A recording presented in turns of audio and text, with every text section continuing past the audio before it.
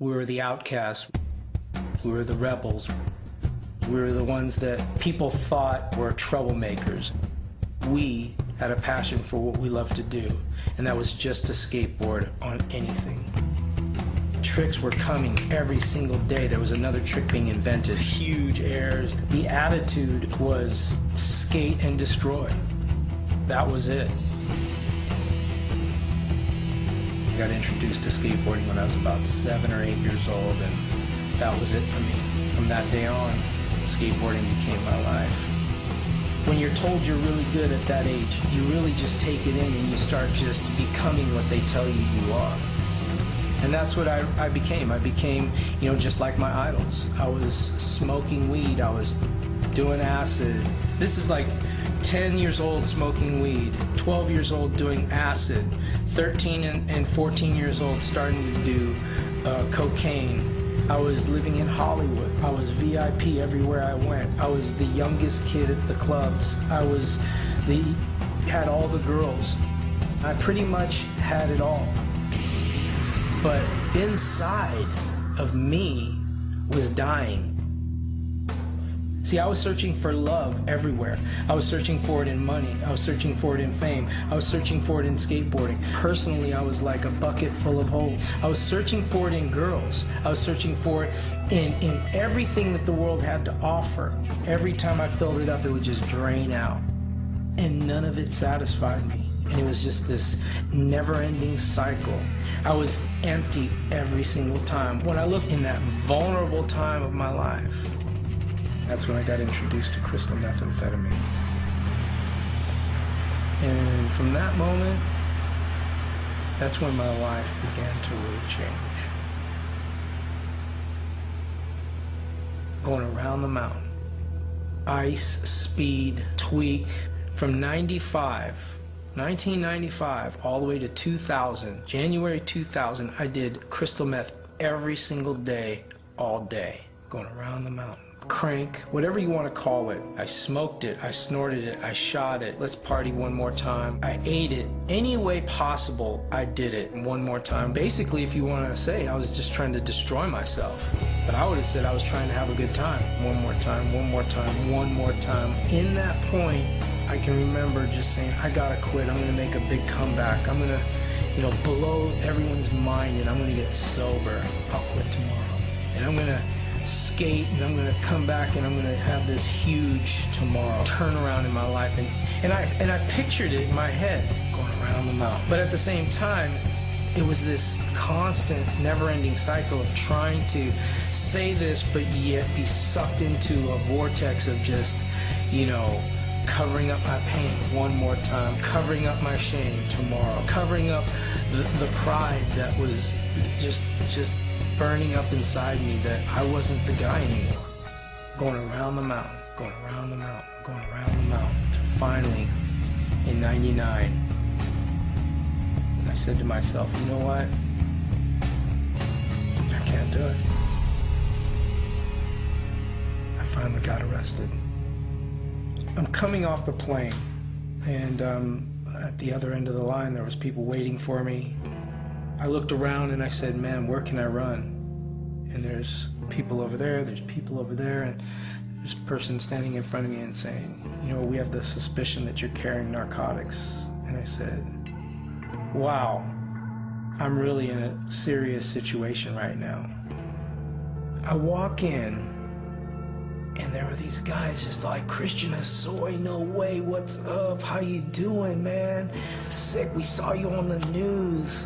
Man, I had your board when I was a kid. And I'm like, so what are you here for? And he's like, murder. And I go, what am I doing here? And I had my first phone call. And it was to my girlfriend, Jennifer, and all I can remember is calling her and saying, babe, I'm looking at 10 years. I was crying, she's crying, and she said, I love you. We just gotta trust in God. And I went, God? I said, I need an attorney, babe. I need a lawyer. I need bail, and I'm not dying. What's God gonna do for me? See, I believed in karma. I believed in like God in a way where I thought God was everywhere. I thought my good behavior, my good person was that ticket into this place called heaven, if there was one. I had to question my existence. I said, why am I here? And I needed answers. And she said, go get a Bible, Christian. And I went, go get a Bible. Go get a Bible. Go get a Bible. And I remember just going into my room and me holding the Bible. You know, I just prayed right there. I said, God, if you're real. I said, God, if you're real, I need help. You know, I opened it up and I started at Genesis, and it was like, this is like a Star Trek movie, and I just said, no, I'm not going to start there, and I opened it up to the end, and it said Revelation. I never had a revelation yet. And I turned to John. I was like, who's John? And then I went to Psalms. I was like, what's Psalms? And what's Proverbs? I was like, those are weird names of books. And then I got to Kings. And when I got to Kings, I said, now this would be interesting. I'm going to start here. And I believe it's the second chapter. It was King David telling his son Solomon that if he would follow the Lord all of his days, that he will be blessed.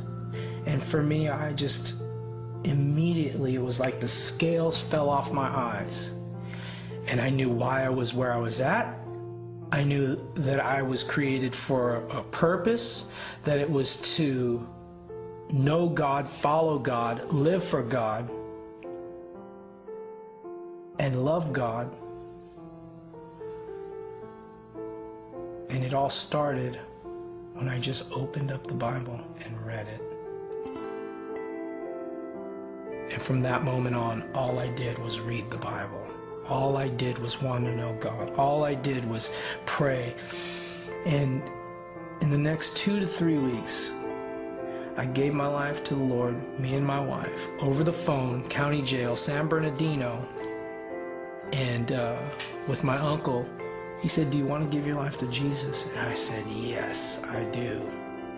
I didn't know what came with that. I just knew I wanted to do it. And it was like all of a sudden I just cried my eyes out, and it was like all the guilt, all the pain, all the hurt, all the shame just fell off my shoulders, and I was like sitting there knowing that I was moving into a whole new realm, and it was living for Jesus. And I came alive. And I started just getting so like excited about life that people were like, what's wrong with you? And I was like, I'm free. And they were like, you must have bumped your head, Christian, because look at those bars right here. You're in prison.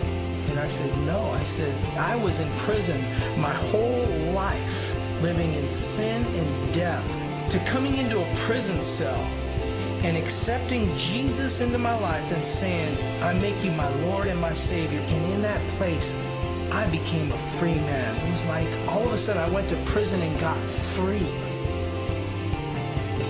And my objective was to love people.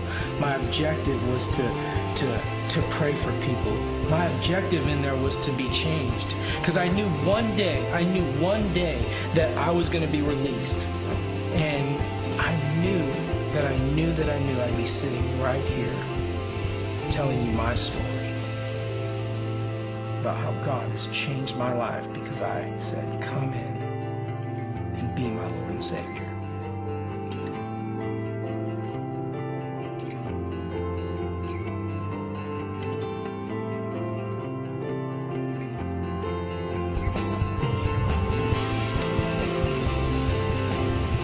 I've experienced every level of love that the world has to offer. And there is no love like God's love. My name's Christian Hosoi. and I am second.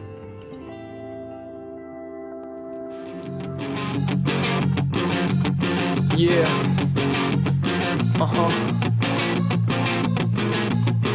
And I think about it. I made the jump in 2000 to see if I could climb up this mountain.